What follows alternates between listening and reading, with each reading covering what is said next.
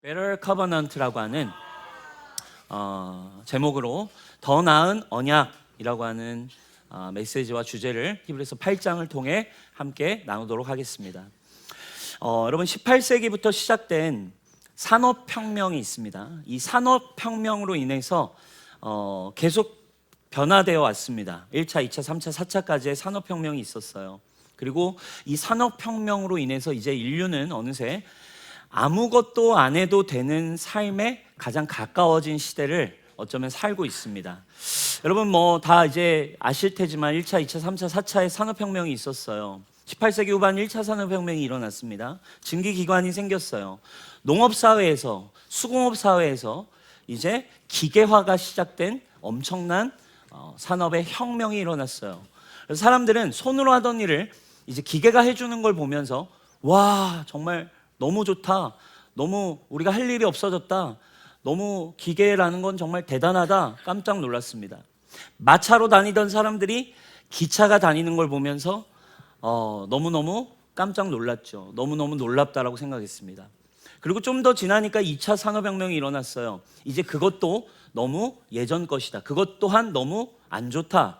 더 좋은 것이 필요하다라고 생각해서 전기와 대량 생산에 2차 산업혁명이 일어나죠. 그래서 증기기관은 이제 연료들로 만들어가는 공장은 너무 효율성도 떨어졌고 생산력도 떨어졌습니다. 전기가 들어오기 시작하면서 소규모 생산에서 어마어마한 대량 생산, 어마어마한 토지의 공단들이 세워지면서 엄청난 산업의 혁명이 또 일어났습니다. 3차 20세기 후반에 어떤 일이 일어납니까? 컴퓨터와 디지털 시대가 찾아왔어요. 그래서 사람들은 더 이상 일일이 기록해둘 필요도 없고 머릿속에 담아둘 필요도 없고 외워둘 필요도 없게 됐습니다. 기계가, 컴퓨터가 인간이 가진 지식의 한계와 정확성과 기억의 모든 한계들을 극복해주는 더 좋은 변화가 일어난 거죠. 그리고 마침내 지금 우리가 살아가고 있는 이 시대 4차 산업혁명이 일어났죠. 어떤 시대입니까? 기계지능화, 인공지능, AI의 시대가 왔습니다. 이제는 비로소 뭐라고 얘기합니까? 제가 서두 얘기했듯이 이제는 진짜 사람은 아무것도 안 해도 되는 시대가 왔다라고 말할 수 있을 만큼 정말로 더 이상은 1차부터 4차까지 인간이 해야 되는 모든 일을 대신해주는 편한 시대로 이 산업혁명을 거듭하며 인간은 너무 편한 사회를 살고 있습니다. 여러분 산업혁명이 보여주고 있는 그림은 분명합니다. 인간의 힘으로 감당할 수 없었던 육체적인 시공간적인 한계를 해결해 왔다는 것입니다. 여러분 오늘 히브리서 기자가 8장에서 이야기하는 옛 언약보다 더 좋은 새 언약의 핵심이 이와 비슷한 것 같아요. 옛 언약보다 훨씬 더 편하고 훨씬 더 우월하고 훨씬 더 좋은 새 언약을 주셔서 우리가 할 일이 없어졌다는 얘기입니다. 옛 언약은 율법이었어요. 율법은 이 말씀을 너희에게 주겠다. 모세로부터 찾아온 율법의 말씀이었습니다. 이것을 너희가 지켜라. 이것을 행해라. 이것을 다 지키면 내가 너희를 너무 사랑하고 내가 너희를 복 주고 싶어. 말하는 언약이었어요. 인간이 지켜내야 했습니다. 그런데 지킬 수 있었나요? 지킬 수가 없는 거예요. 너무 힘듭니다. 한계에 부딪힙니다. 그래서 새 언약이 왔어요. 새 언약은 우리에게 뭘 얘기해 줍니까? 계속 이야기하죠. 너희가 더 이상 할 수 없고 너희가 할 수 없으니 내가 할 것이다. 내가 이루었다. 내가 너의 한계를 대신 책임지겠다. 내가 이제 너 대신해서 그리고 네 안에서 내가 이루어가고 내가 역사하겠다라고 선언하시는 언약이 새 언약인 거예요. 여러분 오늘날 산업혁명의 이로움 때문에 여러분 먼 거리를 가기 위해 예를 들면 여러분들이 부산을 가기 위해 걸어가겠다라고 선택하시는 분은 없습니다. 그죠? 내비게이션 쳐보고 도보를 선택해서 부산까지 도보로 가볼까? 라고 생각하는 사람은 아무도 없습니다. 왜 그럴까요? 산업혁명으로 더 나은, 더 좋은 방법이 이미 우리 손에 너무 쉽게 들려져 있기 때문에 누구도 걸어가진 않습니다. 자동차를 타든지 열차를 타든지 비행기를 타든지 산업혁명의 결과물을 이용하면 쉽고 빠르고 편하게 갈 수 있게 된 것이죠. 그런데 여러분 우리는 구원에 대해서는 여전히 자신의 힘으로만 해결해야 하는 옛 언약을 선택하고 있다라고 지금 히브리서 기자가 우리에게 이야기하고 있는 거예요. 히브리 유대 종교를 따르려고 하던 당시 히브리 크리스천들을 향해, 야, 새로운 게 왔는데, 야, 비행기가 있는데, 야, 열차가 있는데 너 아직도 왜 네 힘과 네 능력으로 모든 걸 행하려고 해?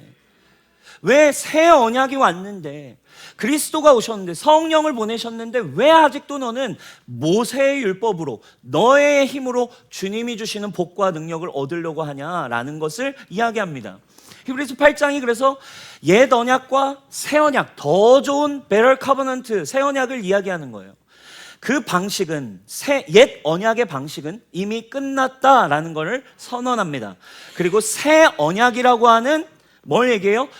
산업혁명이 아니라 구원혁명을 마치 우리에게 이야기해주고 있는 거예요.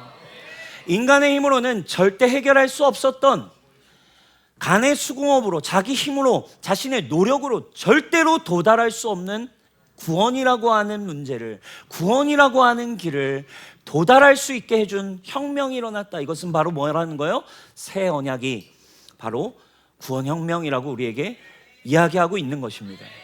새 언약에 대해서 그래서 우리에게 가르쳐주고 있어요. 오늘 우리는 더 나은 언약, 더 훨씬 더 좋은 방법으로 하나님이 주신 축복을 누리는 거. 여러분, 옛 언약의 주님의 동기는 한 가지입니다. 우리를 힘들게 하려고가 아니에요. 나는 이런 존재야. 나는 거룩해. 나는 너희를 사랑해. 그런데 너희가 이걸 지켜야 돼. 이게 내 성품이거든. 이 율법을 지켜야 너희가 복을 받아. 근데 지키지 못하면 복을 못 받아. 이거였어요. 주님의 의도는 한 가지입니다. 우리를 복되고 주님의 온전한 사랑 안에 거하는 것이 하나님의 목적이시기 때문에 새 언약이, 주님이 이루신 그 새 언약이 우리를 참된 복에 이르게 하는 줄 믿습니다. 오늘 이 새 언약을 통해 여러분들 주님과의 온전한 관계, 온전한 축복을 다 누리는 여러분 되기를 축원합니다. 우리 새 언약에 대해서 한번 좀 계속 볼게요. 6절에서 새 언약을 이렇게 소개하고 있어요. 우리 쉬운 성경인데 한번 같이 읽어보도록 하겠습니다. 시작. 그러나 예수님께서 맡으신 제사장의 직분은 다른 제사장들의 일보다 훨씬 더 큽니다. 마찬가지로 하나님께서 예수님을 통해 그의 백성에게 주신 언약도 옛 언약보다 훨씬 좋은 것입니다. 이 새 언약은 더 좋은 약속에 근거하고 있습니다. 아멘. 자, 새 언약의 핵심을 설명해 줍니다. 예수님이 맡으신 제사장의 직분은 다른 제사장들의 일들보다 훨씬 더 크고 우월합니다. 더 나은 제사장인 예수 그리스도를 통해서 새로운 언약도 주셨는데 더 주님께 그러니까 제사장이신 예수님이 구약의 제사장보다 하나님께 나아갈 수 있도록 훨씬 더 우월한 대제사장인 거 우리가 앞에서 히브리서 기자를 통해 배웠습니다. 자, 제사장도 훨씬 더 우월하시지만 이 제사장을 통해 우리에게 주신 새 언약, 새로운 계명도 옛 것보다 훨씬 더 좋고 우월한 방법으로 하나님 앞에 나아갈 수 있게 된 새 언약을 우리에게 주셨다라고 이야기를 하고 있어요. 그러면 예수님께서 우리에게 주시는 새 언약은 여러분 어떤 것일까요? 예수님이 이 땅에 오셔서 분명히 워딩을 쓰셨어요. 새 언약이라는 워딩을 쓰십니다. 어디에 쓰십니까? 마지막 최후의 만찬 때 잔을 나누시면서 포도주를 나누시면 이 얘기를 하십니다. 이 잔은 내 피로 세우는 새 언약이니 곧 너희를 위하여 붓는 것이라. 여러분, 첫 번째로 우리에게 주신 새 언약은요, 뭐예요? 바로 예수 그리스도, 그분 자신이 우리의 새 언약이 되어 주셨어요. 그분께서 십자가에 달려 죽으심으로 그분은 제사장이시기도 하지만 그분 또 직접 제물이 되어 주시기도 한다 이거예요. 그러니까 멀티플레이어 역할을 하시는 겁니다, 예수님이. 그러니까 대단한 거예요.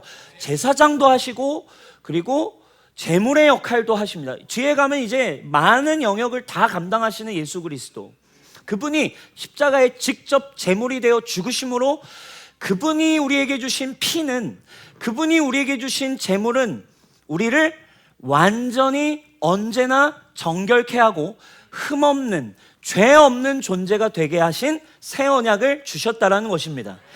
당신이 죽음으로 우리에게 주신 피와 살로 말미암아 우리를 이제 날마다 그분의 피만 있으면, 그분이 이루신 일만을 의지하면 우리는 제사를 드릴 필요가 없이 예수 그리스도, 더 나은 새 언약이신, 옛 언약은 우리가 제사를 드려야 했는데 새 언약이신 예수 그리스도는 그분을 믿기만 하면 그분의 방법, 그분을 믿음으로 그분이 우리가 주님 앞에 나아갈 수 있는 너무너무 귀한 더 좋은 언약의 방법이 되어 주셨다라는 것입니다.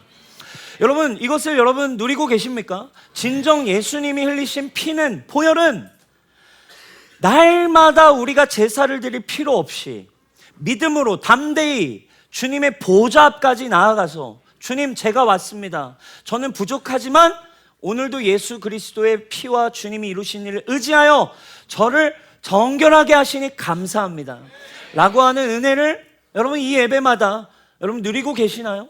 여러분들이 해결할 수 없는 정말 그 죄의 문제를 여러분 날마다 이 새 언약이신 예수 그리스도의 십자가와 피를 여러분 누리는 여러분 되시기를 주님의 이름으로 축복합니다.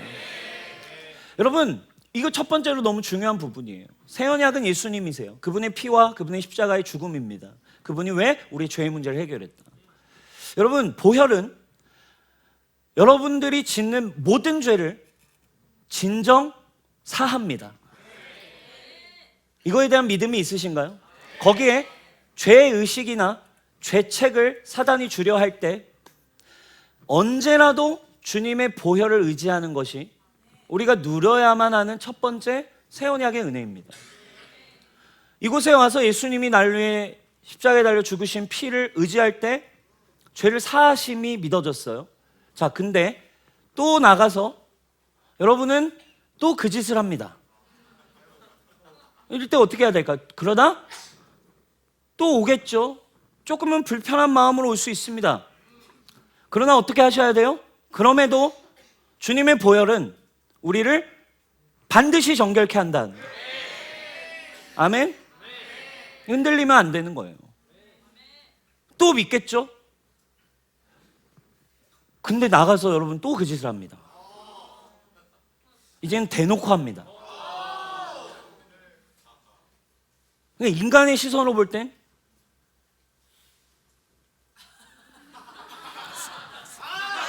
이런 마음이 들죠. 근데 어떻게 하셔야 돼요? 주님의 보좌 앞에 나올 때 뭡니까? 주님의 피는 어떻게 합니까? 죄를 사합니까? 안 사합니까? 사합니다.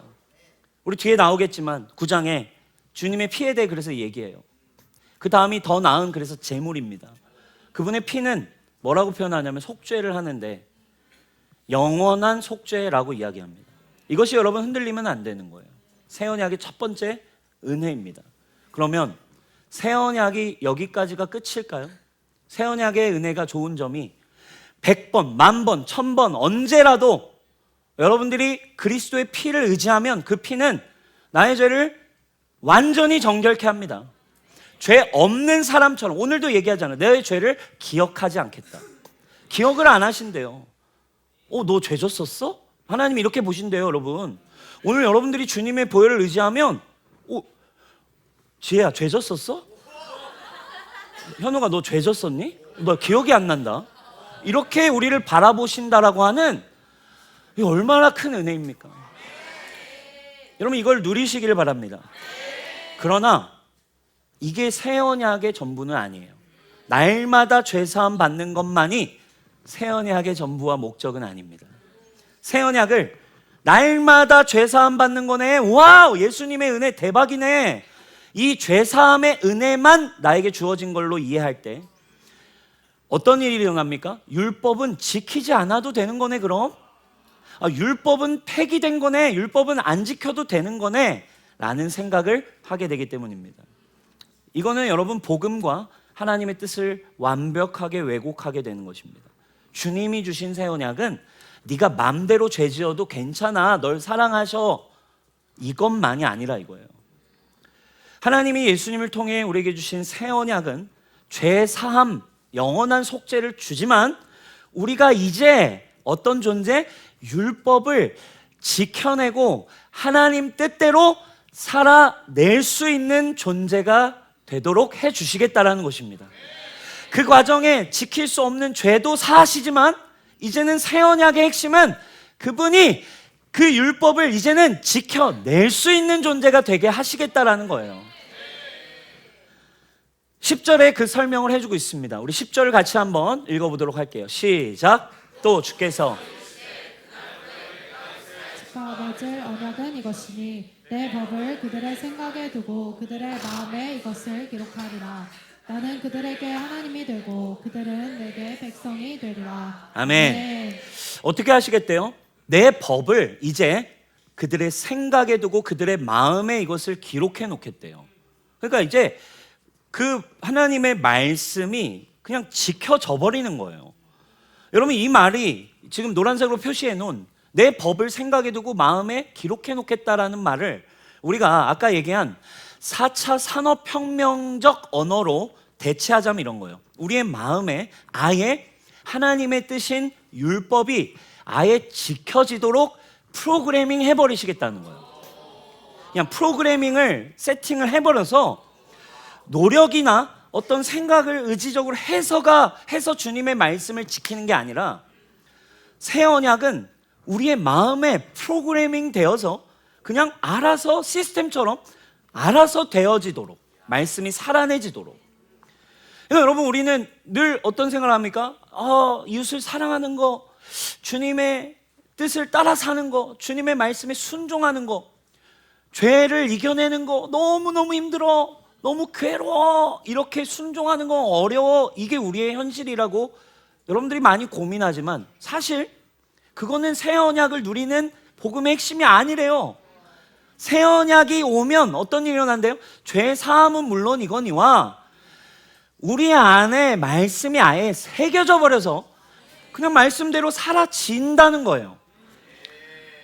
그때 또 어떻게 된대요? 그래서 쉬운 성경 이렇게 표현해. 10절, 11절에 그때는 사람들이 그들의 이웃과 친척들에게 주님을 좀 알아라, 야 주님 뜻대로 살아라, 가르칠 필요가 더 이상 없을 것이다. 왜냐하면 그것은 가장 작은 자부터 가장 큰 자에 이르기까지 새 언약이 와서 풀어지면 나를 모르는 사람은, 새 언약을 받은 사람 중에 나를 모르는 사람은 아무도 없을 것이다. 정상적으로 하나님이 우리에게 베풀어 주신 더 나은 카버넌트, 새 언약이 믿어지고 풀어지는 사람은 이미 말씀이 내면에 세팅이 되어서 그냥 그 말씀대로 사라지더라는 거예요. 제발 그 말씀대로 살아라 잔소리하거나 누군가 시켜서가 아니라 가르칠 필요가 없대요. 어떻게 이 일이 가능해질까요? 이거 엄청난 혁명 아닙니까? 엄청난 일입니다. 아무리 노력해도 말씀이 지켜지지 않는데 말씀이 내 안에 그냥 프로그래밍 되어서 새겨져 있어서 그대로 사라진대. 어떻게 율법이 우리의 마음에 프로그래밍이 될까요? 방법은 한 가지입니다. 바로 그래서 그분이 직접 우리 안에 거하셔야만 가능해지는 것입니다. 그래서 예수님이 내가 네 안에 들어가겠다, 내가 네 안에 이제 처소를 삼겠다라는 선택과 방법을 제시하신 것이 바로 새 언약인 거예요. 그래서 새 언약의 핵심은 어떻게 말씀이 내 안에 있지? 말씀이신 그리스도가 내 안에 들어와 버리시는 겁니다. 예수님이 내 안에 어떻게 들어오실까요? 그날에 너희는 내가 내 아버지 안에 있고 너희가 내 안에 있고 내가 너희 안에 있음을 알게 될 것이다. 알게 된대요. 그분이 내 안에 계시구나. 그날이 언제일까요? 바로 밑에 설명이 나옵니다. 바로 보혜사, 아버지께서 내 이름으로 보내실 성령께서 너희에게 모든 걸 가르쳐 주실 것이다. 그리고 내가 너희에게 말한 모든 것을 생각나게 하실 것이다. 뭐라는 거예요? 그분이 오시면, 프로그래밍이, 성령님이 내 안에 오시면 진리와 주님의 말씀이 프로그래밍이 되어서 성령님이 언제나 띠리띠리 바로 시스템 띠리리리리 해가지고 주님의 말씀을 따라 띠리리리 바로 살도록, 주님의 말씀에 띠리리리 바로 순종하도록, 이거 죄 선택하면 안 되지 띠리리리 바로 회개, 바로 순종, 이런 삶을 어떻게 가능해? 우리가 두 번째 새 언약에 있어서 반드시 기억해야만 하는 두 번째 퍼즐은 바로 성령님이십니다. 구약에서는 지금까지 하나님 그 자신에 대한 이야기만 나옵니다. 그러나 이제 새 언약이 올 때 반드시 두 가지를 이해하셔야 해요. 첫 번째 그리스도가 뭘 해결하셔야 됐기 때문에 죄의 문제, 막힌 모든 문제를 그분이 어린 양 제물이 되시고 대제사장이 되시고 그분이 모든 율법의 완성이 되어서 다 해결하셨지만 이 분을 내가 믿어지게 하고 이 분이 내 안에 있음을 믿어지게 하는 모든 일은 성령님, 두 번째 더 좋은 약속이신 성령님이 오셔야만 그 일이 가능해진다라는 거예요. 새 언약의 축복을 누리는 비결의 핵심은 여러분 예수님만 기억하시면 안 됩니다. 바로 성령님께 있습니다. 이게 여러분 예수님과 제자들의 대화와 여정에서도 드러납니다. 여러분 생각해보세요. 우리는 예수님의 십자가 부활 그분이 다 이루셨으니까 다 될 거야 생각을 합니다. 우리도 그죠? 예수님이면 다다 합니다. 그래서 제자들도 그랬어요. 부활하신 예수님을 만났다고요. 그래가지고 막 손에 구멍 난 거 보여주시고 내가 살아왔다. 그리고 이쪽에 나타나셨다가 막 시공간을 막 움직여버리시고 부활의 첫 열매로 나타나신 예수님, 천국에서 우리가 만나게 될 새 육체, 새로운 부활의 소망이 되신 예수님을 만난 거예요. 여러분 얼마나 이게 초자연적이고 놀란 일입니까? 그러니까 예수님이 와 진짜 예수님은 메시아였어. 예수님이 구원자구나. 이 예수님만 있으면 되겠다 해서 이들이 야 이제 하나님의 나라가 임했다. 우리 가서 이 소식을 세상 모두에게 전하자라고 할 때 예수님 뭐라고 하십니까? 아직 아니야 라고 하세요. 나를 본 걸로는 안 돼. 너희가 내 십자가 부활을 경험한 이걸로 나를 봤다고 되는 게 아니라 뭐라고 얘기하십니까? 그들에게 당부하십니다. 예루살렘 떠나지 말고 내게서 들은 바 아버지께서 약속하신 것을 기다려라. 주님의 더 좋은 약속은 뭐예요? 바로 성령을 보내시겠다라는 거예요. 새 영을 주고 새 마음을 두겠다라는 새 영에 대한 하나님의 새 언약 성령님이십니다. 요한은 물로 침례를 베풀었으나 너희는 몇 날이 못 되어 성령으로 침례를 받으리라.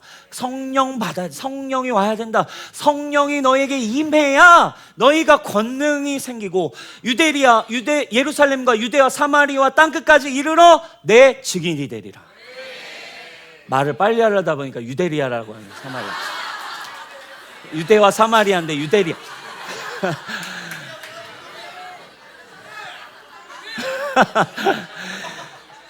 예루살렘과 유대와 사마리아와 땅끝까지 너희는 부활과 예수님만 있어서 되는 게 아니라 성령이 와야 너희는 내 증인이 되는 거야. 성령이 와야 그 믿음을 가져. 그날이 되어야 그분께서 내 말을 떠오르게 하고 그분이 내 안에서 말씀을 프로그래밍 하시는 분이라 이거예요. 그래서 성령님을 통해서만 우리는 말씀이신 예수님 그리고 하나님의 뜻 율법이 생각나고 그 뜻대로 사라지고 그 뜻을 향해 걸어가고 진리를 가르쳐 주실 때 진리를 따라가면서 그 프로그래밍 된 대로 살 수 있는 유일한 방법은 성령님을 통해서만 가능합니다. 성령님이 오신 것은 우리가 지금까지 설명했듯 하나님 말씀대로 살 수 있게 하시기 위해 오셨어요. 요한일서 3장 9절입니다. 하나님에게서 난 사람은 누구나 죄를 짓지 않습니다. 죄를 안 짓는데요. 죄를 안 짓는다는 게 무슨 뜻입니까? 말씀대로 산다는 뜻입니다. 하나님의 씨가 그 사람 속에 있기 때문에 그는 죄를 더 이상 지을 수가 없대요. 왜? 그가 하나님에게서 새롭게 태어난 존재이기 때문에 성령이 거하고 계시기 때문에 성령님이 인도하시는 대로 말씀을 성취하고 살아내다 보니 죄와 멀어지는 삶을 살아낸다는 거예요. 빌립보서 2장 13절도 이렇게 얘기합니다. 하나님께서는 여러분 안에서 하나님이 기뻐하시는 일을 할 수 있도록 도우신대요. 하나님이 기뻐하시는 일이 뭔데? 하나님 뜻대로 사는 거 아니겠습니까? 그걸 도우신대요. 그리고 하나님 뜻대로 살 수 없는 우리를 위해서 하나님은 할 수 있는 힘과 능력을 여러분들에게 공급해 주실 것입니다. 이걸 다 누가 하게 하신다고요? 성령님이 하게 하신다는 것입니다. 성령이 거하시면 또 어떤 일이 일어날까요? 예수님을 사랑하게 됩니다. 뭐라고 얘기합니까? 예수께서 대답하여 이르시되 사람이 나를 사랑하기 시작하면 내 말을 지키게 될 것이다. 말씀대로 살아내게 된대요. 우리의 힘이 아니라 새 언약이신 뭐가 와야만 성령님을 우리가 인격적으로 인정하고 관계하며 살아가기 시작할 때. 여러분, 새 언약의 키워드 두 번째는 누구라고요? 바로 성령님이십니다. 우리는 여러분, 그래서 이게 우리의 오늘 핵심입니다. 두 번째 키워드인 성령님. 여러분, 우리 뉴송교회 다니면요, 새 언약이 무엇인지 많이 듣습니다. 들어올 때부터 우리는 뉴 크리에이션, 넌 새로운 존재야. 예수 그리스도 안에 넌 새로워졌어. 넌 의로워. 너는 온전해. 그래서 주님이 정말 좋으신 분인 건 다 알아요. 그래서 내 죄는 언제든 주님이 용서하시는구나 해서 자유도 누려요. 근데 문제는 머리로는 아는데, 새 언약이 뭔지를 다 아는데 자유와 회복이 있다라고 들었는데 누리질 못합니다. 그리고 말씀대로 순종을 하지 않습니다. 여전히 자기의 의와 자기의 뜻대로 살아가는 것을 유지합니다. 여러분, 문제가 뭘까요? 예수님이 이루신 거 다 아는데 왜 말씀대로 사는 게 쉽지 않을까요? 왜 사랑하는 게 아직도 어려울까요?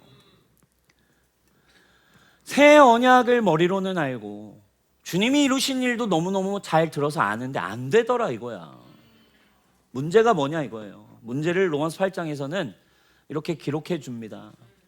성령이 오셨는데 여전히 육신에 속한 생각을 하고 있기 때문이래요. 육신에 속한 생각은 죽음입니다. 그러나 성령을 따라하는 성령에 속한 생각은 생명과 평화인데, 생명과 평화의 생각이 아니라 오히려 육신에 속한 생각, 하나님께 멀어지는 생각, 죽음의 생각을 한대요. 7절, 육신에 속한 생각은 하나님께 품는 적대감까지도 찾아온대요. 꼭 이렇게만 살아야 돼? 순종하는 거 쉽지 않잖아. 어렵잖아. 말씀대로만 사는 게 다는 아니야. 그것은 하나님의 법을 따르지 않는데요. 또 복종할 수도 없게 만든대요. 이게 우리 안에 일어나는 일이래요. 새 언약 머리로 알고 성령님도 우리 안에 계시지만, 예수님의 사랑도 받았지만 순종이 안 돼. 주님의 말씀대로 사는 건 너무 어려워요. 죄를 이기기가 쉽지가 않습니다. 뭐 때문이래요? 성령님과의 친밀함이 없기 때문이래요. 왜? 육신에 매여서. 성령이 오신 것은 알지만 성령님과 친밀하지가 않습니다. 그러니까 육신의 생각이 이제 성령님이 그리스도가 사시도록, 그리스도가 프로그래밍 되지 못하게 뭐가 자꾸 막아요? 육신의 생각이 막습니다. 성령님을 의존적으로 그분을 관계하며 그분 앞에 늘 날마다 의존해야 되는데, 성령을 의존하지를 못하고 여전히 말씀도 육신의 생각으로, 내 뜻도 육신의 생각으로 프로세스를 돌리니까 성령이 일하실 수가 없어요. 그리고 심지어 생각을 돌리다 보니 불가능이 생각나고 하나님을 향한 적대감도 생기고 내 걸 빼앗긴다라는 생각도 들고, 하나님 말씀대로 사는 것이 계속 멀어지기만 하는 거예요. 그러니까 머리로는 주님이 이루신 일과 주님이 우리에게 주신 새 언약과 축복을 알긴 알지만 정작 누리지는 못하는 삶을 오늘날 너무 많은 크리스천들이 살고 있습니다. 여러분, 어떤가요? 우리 교회 정말 복음과 주님이 이루신 일 많이 얘기하는데 정말 사랑이 되시나요? 정말로 주님의 말씀을 따라 순종하는 것이 기쁘신가요? 여러분, 말씀 앞에 어떻게 반응하고 계세요? 우리 새 언약 압니다. 주님이 이루신 일 압니다. 그래서 제가 여기 나오는 주님의 말씀의 핵심 아닙니까? 내가 너희를 사랑했어. 아멘. 주님 우리를 사랑하십니다.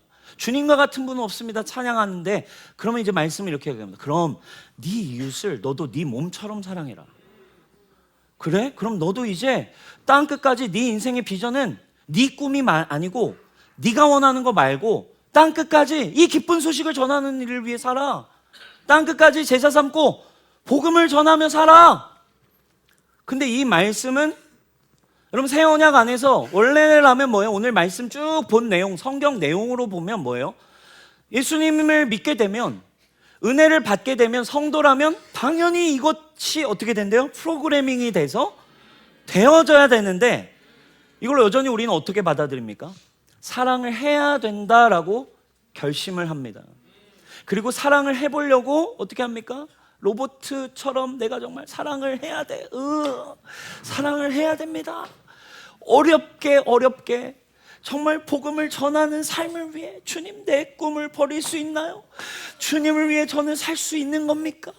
제 재정을 이웃을 위해 내가 줄 수 있는가? 덜덜덜덜 떨면서 이웃을 섬기고 내 것을 희생하고 내 것을 내어주며 예수님처럼 사는 삶은 못하겠다고 합니다.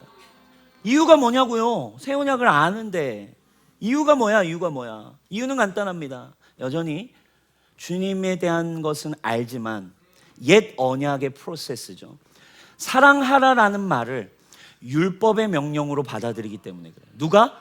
육신의 생각이, 내 생각이 사랑해야 돼로 생각하니까 누려지지가 않습니다. 섬겨야 돼, 은혜 받았으면 섬기는 게 맞지로 내 생각으로 많은 걸 해석하고 행하려고 하는 여전히 옛 언약을 선택하더라 이거예요. 그리스도의 새 언약을 믿었는데 그분의 말씀을 따라 사는 건 옛날 언약의 프로세스로 돌리니까 다시 모세의 명령처럼 느껴집니다. 사랑하는 건 어려워. 희생하는 건 너무 지겹고 힘들 것 같아. 나는 이 죄를 끊는 게 오히려 어려워. 나는 이 죄를 너무 사랑하거든. 하나님을 향한 적대감까지도 나옵니다. 우리가 해야 할 일이 그러니까 뭐라는 거예요? 이 일을 누가 도우신다는 거예요? 바로 성령께서 도우신다는 것입니다. 그러니 우리가 해야 할 일은 한 가지입니다. 사랑할 수 없습니다. 주님, 성령님, 제 안에 오신 성령님, 말씀을 살아낼 수 있게 성령님 도와주십시오. 제가 이것을 생각하지 않고 성령님 이것을 어떻게 바라보십니까? 성령님 이것을 어떻게 해야 합니까? 성령님 환영합니다. 성령님 의지합니다. 성령님께 여러분들의 생각과 의지를 드리는 거 하나만 추가하시면 여러분들의 삶은 반드시 변화될 것입니다. 그러면 그때 어떤 일이 일어날까요? 사랑해야 될을 내 생각으로 받으니까 어려운데? 쉽지 않은데? 힘든데? 사랑해야 되는 건가? 내가 어떻게 살 수 있을까? 하다가 내 생각으로 이걸 받고 있으니 그렇게 살지 않고 있는 사람도 잘 보이거든요. 그러니까 쟤도 저렇게 안 사네, 쟤도 쓰레기네, 나도 이 정도는 괜찮겠네 하면서 정죄가 일어나고 판단이 쉽고 사람의 생각으로 서로를 말씀이 내 머릿속에 있으니 말씀으로 함부로 평가하기도 너무 쉬워지더라 이거예요.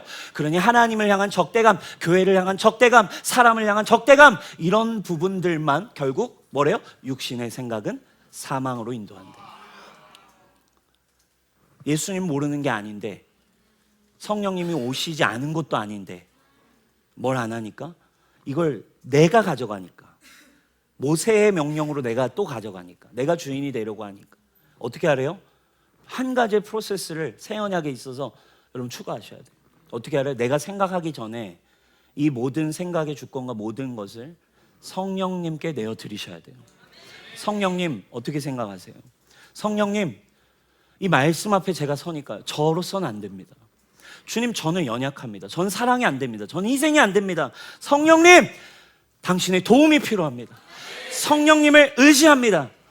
그러면 그때 성령님을 의지하기 시작할 때 우리 안에 계신 예수 그리스도께서 여러분들을 따스하고 부드러운 음성으로 사랑 가운데 여러분들에게 말씀하시기 시작하실 것입니다. 사랑하는 아들아, 사랑하는 딸아, 내가 너를 너무너무 사랑한다. 내가 너의 고민을 너무너무 잘한다. 내가 너의 그 모든 문제를 위해 내가 십자가에서 달려 죽었다. 그런데 사랑하는 아들아, 이 고민이 너에게 크구나. 근데 나만 죽은 게 아니라 너도 나 죽을 때 함께 죽었단다. 진리로 인도해 주세요. 말씀으로, 그리스도께로 성령이 인도해 주시면서 생각을 잡아주십니다. 우리의 생각을 사로잡아 하나님을 대적하여 높아진 것들을 그리스도 앞에 복종시키게 할 수 있게 합니다. 누가? 성령님께 여러분 필터링을 거치셔야 돼요. 그때 예수님이 말씀해 주시는 거예요. 아들아, 더 이상 네 노력을 멈추어라. 그리고 나를 바라보아라. 내가 네 안에 거하고 있다. 나와 함께 가자. 라고 갈 때, 성령님을 의지할 때 그분이 내 안에 예수 그리스도를 깨우쳐 주십니다. 그때 우리가 주님의 사랑으로, 주님이 베푸시는 말씀으로, 주님이 내게 주신 은혜로 따라가면 그게 순종이 일어나는 거예요. 우리로 말씀이 살아내지게 하신 분이 그래서 누구냐면 우리 안에 계신 성령님이십니다. 그게 바로 새 언약이에요. 뭐라고 얘기합니까? 율법이 육신으로 말미암아 연약하여 할 수 없는 그것을 하나님은 하시나니 육신을 따르지 않고, 지금 제가 설명한 게 이겁니다. 사랑해야 돼 라는 걸 여전히 육신은 율법으로 말미암아 할 수 없는 그걸 내 안에 오신 성령님이 하게 하신다는 거예요. 육신을 따르지 않고 육신의 생각으로 받지 않고 그 영을 따라 생각하고 영을 따라 행하기 시작하는 우리에게 율법의 요구가 이루어질 수 있게 된다. 할렐루야. 말씀이 살아내지는 순종과 변화와 능력이 어려워 힘들어 안 돼가 아니라, 자존심이 안 굽혀져 자아가 안 죽어 이게 아니라, 자아의 죽으면 여러분이 하는 게 아니에요. 네가 죽으려니까 안 되는 거예요. 네가 네 힘으로 자아를 꺼내내려고 하니까 절대 이루어지지 않습니다. 사랑하는 여러분, 성령님께 생각을 드리십시오. 우리가 기도한다는 건 성령님의 기도에 연합하는 것뿐입니다. 기도하는 거 여러분들의 의지를 강화시키는 게 아닙니다. 성령님과 함께 연합하는 거예요. 어떻게 작동되냐? 그 작동 원리, 성령님과 연합하여 기도한다는 게 뭔지 설명을 합니다. 성령이 어떤 일을 하시길래, 이처럼 성령은 우리의 약함을 도와주고 계세요. 우리는 어떻게 기도해야 하는지도 모르는데 우리 안에 오신 새 언약이신 성령님이 말로 표현할 수 없는 간절함으로, 표현 안 되는 간절함이 도대체 얼마나 간절한 걸까요?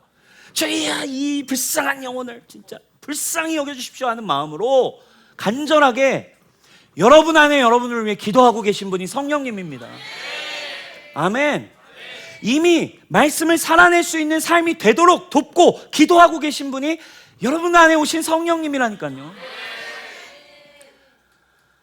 첫 번째, 그분이 우리 안에서 우리를 위해 기도하세요. 말씀에 순종할 수 있게. 그럼 두 번째 뭐래요? 그때 어떤 일이 일어나요? 우리 안에 계신 성령이 기도할 때 우리 안에 계신 성령의 음성을 누가 제일 잘 알아먹는데요? 하나님이 제일 잘 알아먹는데요. 사람의 마음을 꿰뚫어 보시는 하나님은 성령의 생각이 무엇인지를 아십니다. 여러분들이 육신의 생각은 도통 알아들을 수가 없는데, 여러분 머릿속에 있는 쓰레기 같은 생각들은, 여러분 안에 인간적인 생각들은 뭔 소리 하는 거야 이러는데, 여러분 안에 성령께서 하고 계신 생각은 하나님이 신호로 바로 클리어하게 바로 알아들으시는 거예요. 그때 어떤 일이 일어날까요? 우리 안에 계신 성령님이 기도하고 계신데, 그때 이제 여러분이 만약에 내 안에 계신 성령님께 여러분들이 주권을 드리고 믿음으로 성령님께 의존하여 그분의 기도에 여러분들이 연합하게 될 때 믿음을 드릴 수 있게 되는 거예요. 예수님의 믿음을 드리게 될 때 하나님이 이미 성령의 생각을 아시기 때문에 하나님이 그것을 받으시는 것입니다. 그때 어떤 일이 일어날까요? 뒤에 28절은 이야기합니다. 여러분, 우리가 너무 잘 아는 성경 아닙니까? 우리가 알거니와 하나님을 사랑하는 자들, 곧 그분의 목적에 따라 부르심을 받은 자들에게는 모든 것이 합력하여 선을 이루어 주신다라는 거예요. 우리 안에 성령이 기도하시는 걸 하나님은 알고 계세요. 그 신호를 그냥 찰떡같이 바로 받으십니다.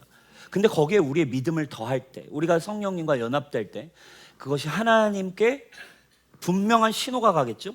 그럼 하나님이 어떤 일을 하시겠다는 거예요? 하나님이 이제 그분의 목적에 따라 부르심을 받은 자들에게 합력하여 선을 이루게 하신대요.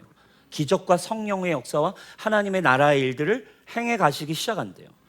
어떤 일이 일어나겠어요? 예를 들면 요 앞에서 현욱이가 정말 연약했는데 어느 순간 성령님, 저 이제 성령을 의지하기로 결정합니다. 결단을 해서 성령님을 의지하여 현욱이가 기도를 시작했어요.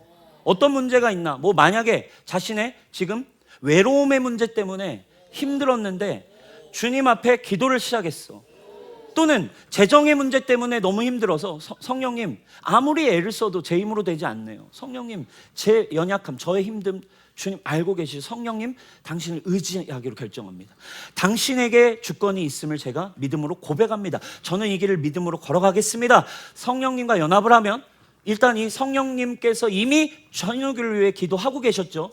현욱의 믿음이 더해질 때 이것이 띠리링 하나님이 이미 접수하시고, 그때 어떤 일이 일어납니까? 이쪽에서 기도하고 있던 권능이가 갑자기 성령님의 음성에 의존하여 권능이가 성령님 오늘 저에게 무엇을 말씀하려 하십니까? 성령님 저에게 말씀하십시오 할 때 갑자기 권능이에게 주님이 역사하실 수 있는 거예요. 갑자기 감동 중에 권능이가 현욱이에게 가봐야겠다라는 마음을 주실 수도 있죠. 그죠? 현욱이에게 그래서 가봐야겠다라는 마음을 주셔서 내가 오늘 기도하는데 성령께서 그러니까 이것도 어떻게 가능하겠어요? 성령님께 주권을 드려야 되는 거죠. 성령님께서 기도하는데 마음에 확실한지는 모르겠는데 자꾸 너가 떠오르게 하셨어. 그래서 너에게 사랑한다라는 말을 좀 전해달라고 좀 해주고 싶다는 마음이 들었어. 그러면 여러분 이런 상황이 어떤 일이 일어날까요? 이런 때 이제 하나님의 성령의 역사들이 풀어지는 거예요. 성령의 은사는 이런 상황에서 풀어지는 겁니다. 그죠? 예언적 사역이 되겠죠. 그러면 갑자기 외로움을 묵상하던 현욱이가 주님 살아계시는군요. 주님의 살아계심을 경험하겠죠. 그죠? 하나님 내 기도를 응답하시는 분이시고요. 연약한 문제 가지고 성령을 의존하여 기도했는데 어느 순간 성령을 의존한 누군가의 기도를 성령께서 보내셔서 재정에 대한 너무 궁핍함 때문에 정말 성령을 붙들고 기도를 시작했고 그리고 믿음으로 그것이 바뀌고 하나님의 언약이 생겼을 때 성령을 의존하여 기도한 누군가에게 또 감동을 주시겠죠. 이번엔 병환이에게 성령님 오늘 저에게 뭘 말씀해 주시겠어요? 기도했더니 현욱이를 좀 섬겨줬으면 좋겠다. 지나가다 현욱이가 돈이 없어서 삼각김밥 먹고 있더라. 가서 맛있는 밥 한 끼 섬겨줘라. 그래가지고 가가지고 오늘 형 같이 고기 먹어요. 근데 그냥 먹는 게 아니라 명확하게 제가 오늘 기도하는데 하나님이 형 너무 많이 떠오르게 하셨고 제가 섬기고 싶은 마음이 들었어요. 이때 어떤 일이 일어날까요? 분명히 현욱이는 하나님의 응답으로 받겠죠. 여러분 이런 식으로 하나님께서 성령을 의지하기 시작할 때 우리 안에 말씀을 살아내게도 하시고 말씀을 살아낼 수 있는 힘도 주시며 말씀에 순종하여 나아갈 수 있는 위로도 주시고 주님이 합력하여 모든 것들이 선을 이루게 하시는 여러분 하나님을 따라 사는 재미와 기쁨이 있기를 축원합니다. 근데 이걸 우리는 계속 내가 고민해, 내가 판단해, 내가 붙들어, 내가 기도해. 아닙니다 여러분. 성령님께 여러분들의 입술을 여시길 축원합니다.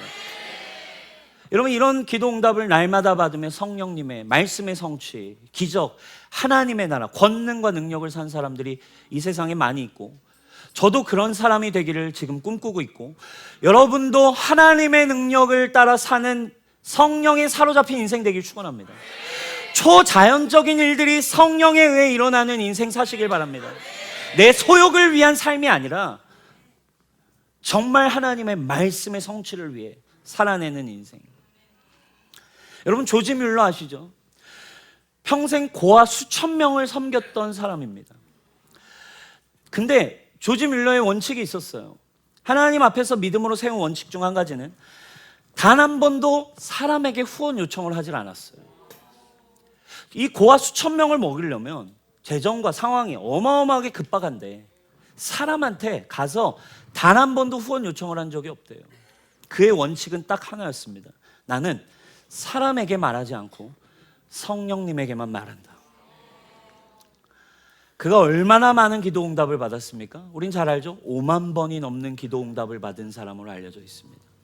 성령님께 자신의 연약함, 문제, 고민, 말씀을 향해서 그분께 주권을 내어드리며 기도하기 시작할 때 성령님이 기도하고 계셨고 그것에 내가 믿음으로 의지하여 성령님과 하나가 될 때 하나님은 누구를 이미 잘 알아먹으세요? 성령의 생각을 이미 너무너무 잘 아세요.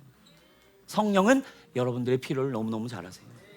그럼 여러분이 성령을 의존하기를 기다리시는 겁니다. 그러면 내가 성령님과 하나 되어서 성령님의 기도를 하나님이 받으셔서 또 누군가 성령을 의존하는 사람들, 하나님의 사람들을 통해 재정도, 상황도, 환경도, 역사도 바뀌는 거예요. 제가 이번 주랑 지난주 묵상하면서 이 부분, 새 언약도 묵상하면서도 그랬지만 이 기도에 대해서 하나님 저에게 많은 비밀을 열어주셨어요. 호주 갔다 와서 같이 기도회를 좀 하려고 합니다. 주님, 이 시즌 뉴송교회에게 열어주시는 새로운 차원의 믿음은 정말 성령을 의지하여 성령이 성령의 사람들과 합력하여 선을 이루시는 것을 우리가 봐야 되는 줄 믿습니다. 인간의 힘이 아니라 성령의 감동을 따라 사는 사람들, 성령께 순종하여 주권을 내어드린 사람들이 행하시는, 당신만이 이루어 가시는 역사를 여러분 우리는 보게 될 것입니다. 수많은 재정의 문제, 여러분 이 조지 밀러가 5만 번을 기도 응답 받았잖아요. 그가 기도 응답으로 받은 금액을 합치면 여기저기 이렇게 성령의 사람들이 와서 후원하고 뭐 공급하고 필요 때마다 채웠던 금액을 합해 보니까 무려 720만 달러였습니다. 별로 안 놀라시네요, 여러분. 720만 달러. 평생 동안 이렇게 여기저기에서 하나님을 통해서 공급받은 후원금만 720만 달러. 우리 돈으로 100억. 수천 명의 고아원을 먹여 살릴 때 돈 한 푼 없었지만 하나님께서 수백억을 움직이게 하십니다. 여러분은 성령의 사람들 이렇게 하나님의 일들을 해온 것 같아요. 여러분 우리 뉴스홈교회 제가 이번 주에 문득 묵상하는데 진짜 개척교회였던 이 교회가 저 공간, 새로운 공간을 볼 때마다 요즘은 일이 왜 이렇게 커져버렸지? 이런 마음이 들어요. 진짜 주님, 진짜 일이 왜 이렇게 커진 겁니까? 주님, 이게 진짜 이게 무슨 일이지? 싶은 생각이 들어요. 그러니까 그 말은 저도 제 힘으로 안 된다는 뜻이에요. 이제 주님 우리에게 요청하고 계십니다. 비나, 이제 너희를 이끄는, 뉴스홈교회를 이끄는 건 나고 내가 너희에게 행할 일들을 좀 봐라. 진정한 새 언약의 진리를 살아내는 믿음이 저와 여러분들에게 있기를 축원합니다. 조지 밀러 식량이 떨어져 간다는 보고를 받습니다. 기도를 합니다. 또 찾아와서 내일이면 진짜 떨어집니다. 또 기도합니다. 아침에 또 직원이 와서 오늘 아침은 진짜 먹을 게 없습니다. 근데 기도하다가 엘리사와 과부의 빈 그릇에 채워지는 항아리의 말씀을 조지 밀러 기도하다 받은 거예요. 그래서 그날 아침 아무것도 없는데 그래도 애들 우리 식탁에 모여라. 애들 고아원 애들 먹을 거 줄 게 없는데 식탁에 다 앉힙니다. 그리고 그릇을 다 나눠줘라. 빈 그릇을 그냥 나눠준 거예요. 그리고 우리 같이 기도하자. 그리고 기도를 합니다. 그리고 기도가 끝나고 나자 노크를 누군가 합니다. 바로 10분 뒤에 노크를 했을 수도 있고 그건 모르겠지만 어쨌든 같이 빈 그릇에 아침에 앉아 있는데 방문을 누군가 두드립니다. 빵집 주인입니다. 어젯밤 내내 이상하게 잠이 안 와서 밤새 빵을 구웠습니다. 어차피 남을 텐데 먼저 드리고 싶어 드리고 갑니다. 사랑하는 여러분 이런 성령님이 말씀을 풀어내시고 말씀을 살아내게 하시고 성령님이 지금 나와 함께 계심에 대한 간증이 최근에 언제 있으세요? 정말 성령님을 의존해서 성령님이 여러분들에게 믿음에 응답하실 수 있는 것이 여기에 있는 저와 여러분 누구라도 누릴 수 있는 새 언약의 은혜입니다. 누구라도 말씀을 살아낼 수 있는 것이 새 언약의 자유입니다. 누구라도 초자연적인 인생을 살 수 있는 것이 그리스도와 성령께서 우리에게 주신 하나님의 나라입니다. 사랑하는 여러분, 육신의 생각을 버리십시오. 주님 주신 거 주님이 이루십니다. 내가 고민하려고 하는 육신의 생각을 내려놓고 우리가 해야 할 일은 오직 하나입니다. 성령님, 저는 할 수 없습니다. 성령님, 주님을 의지합니다. 성령님, 간절합니다. 성령님, 안 됩니다. 성령님이 일하셔야 합니다. 그때 성령님은 예수 그리스도를 우리에게 찾아오게 하셔서 주님이 이내 말 거시겠죠. 사랑하는 비나, 내가 너를 너무너무 사랑한다. 사랑하는 비나, 내가 너의 기도를 알고 있다. 내가 너를 위해 나의 생명을 내어주었다. 그러나 나만 죽은 것이 아니라 너도 나와 함께 죽었단다. 그때 우리가 어떻게 반응할까요? 예, 주님, 맞습니다. 저도 주님을 사랑합니다. 뭐라고 얘기해요? 그를 사랑하는 자는 그분의 말씀을 지키기 시작합니다. 예수님, 저도 주님을 사랑합니다. 주님의 말씀을 따라 걸어갈 것입니다. 인간적으로 두렵지만 두렵지 않습니다. 주님이 나와 함께 하시기 때문입니다. 사랑하는 여러분, 노동은 기계가 해주게 됐습니다. 계산은 컴퓨터가 해줍니다. 길은 내비가 알려주도록 발전해 왔습니다. 많은 사람들, 우리는 지금 다 육신에 있어서는 육신의 편한 건 산업혁명으로 우리를 더 편하게 해준 더 좋은 방법을 우리는 너무너무 잘 사용합니다. 부산 갈 때 걸어갈 사람은 없습니다. 더 좋은 방법들이 이미 우리에게 있기 때문입니다. 그러나 여러분, 하나님의 자녀된 우리가 육신에 대해서는 이렇게 너무 좋은 방법을 사용하지만 우리의 영혼에 대해서도 이미 더 좋은 언약, 더 좋은 방법인 성령과 예수 그리스도를 보내셨는데 우리는 이 새 언약을 누리지 못하고 여전히 고민하고 여전히 싸우고 여전히 하나님을 대적하며 하나님의 자녀 노릇을 하고 있습니다. 그렇지 않습니다. 사랑하는 여러분, 성령님과의 친밀함이 풀어지기를 축원합니다. 성령님과 기도를 시작하시기를 주님의 이름으로 축복합니다. 성령님 환영합니다. 성령님 의존합니다. 성령님 일하여 주십시오. 우리 주님께 영광의 박수 올려드리겠습니다.